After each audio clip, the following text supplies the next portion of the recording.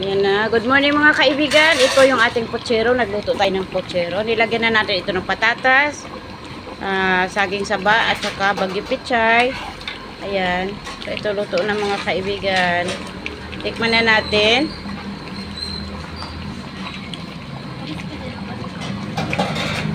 Magdagdag na lang tayo ng konting patis.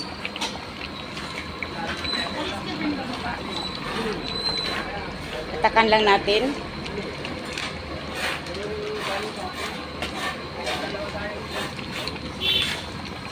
At konting toyo.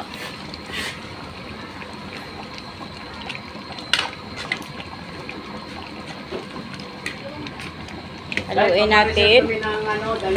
Aga, pasuyo ng bibig ko. Nor seasoning yung nor seasoning. At patakan natin ng nor seasoning. So, ayan na mga kaibigan. Ayan, kompleto na yung ating pochero pork. Ayan, magandang araw sa ating lahat. Good morning. Thanks for watching.